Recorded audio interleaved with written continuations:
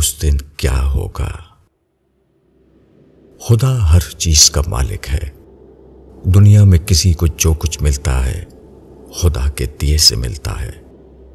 خدا کے سوا کسی کے پاس کوئی چیز ہی نہیں جو وہ کسی کو دے سکے۔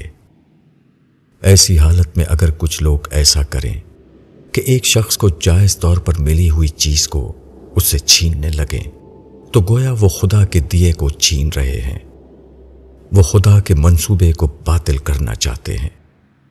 دنیا میں ایک شخص کو مکان ملے مگر کچھ لوگ اس کو بے گھر کرنے کی سازشیں کریں۔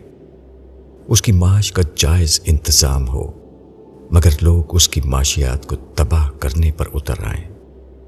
اس کو عزت کی زندگی حاصل ہو مگر لوگ اس کو بے عزت کرنے کی کارروائیاں کریں۔ وہ سکون و عافیت کے ساتھ اپنے ماحول میں رہ رہا ہو مگر لوگ اس کو جھوٹے مقدمات میں الجھا کر اس کے سکون کو غارت کرنے لگیں۔ ایسا ہر واقعہ خدا کے انتظام میں مداخلت ہے۔ یہ بے اختیار مخلوق کا ایسے خالق سے لڑنا ہے جو تنہا اور مکمل طور پر ہر قسم کا اختیار رکھتا ہے۔ ایسے واقعات کا مطلب یہ ہے کہ خدا نے چاہا مگر بندوں نے نہ چاہا۔ خدا نے اپنے فیصلے کے تحت تقسیم رزق کا ایک انتظام کیا مگر بندے اس تقسیم کو ماننے پر راضی نہ ہوئے۔ خدا کے مقابلے میں بندوں کی یہ سرکشی موجودہ دنیا میں بظاہر کامیاب نظر آتی ہے مگر یہ کامیابی صرف اس لیے ہے کہ موجودہ دنیا میں لوگوں کو امتحان کی آزادی حاصل ہے۔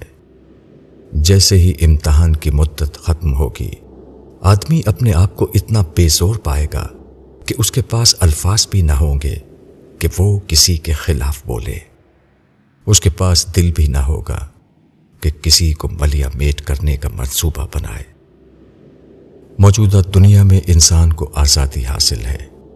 یہاں کسی کے لیے یہ ممکن ہے کہ وہ خدا کے چاہے کو باطل کرے، وہ خدا کے تقسیم رزق کو کھنڈت کرنے کی کوشش کرے۔ مگر ایسے لوگوں کا حال اس وقت کیا ہوگا جب امتحان کی موجودہ آزادی ختم ہو چکی ہوگی، جب وہی ہوگا جو خدا چاہے اور وہ نہ ہو سکے گا جو خدا نہ چاہے۔ اس روز خدا کہے گا میں دیتا ہوں جس کو چاہوں، اب جس کو کرنا ہے میرے چاہے کو باطل کرے۔ مولانا وحید الدین خان۔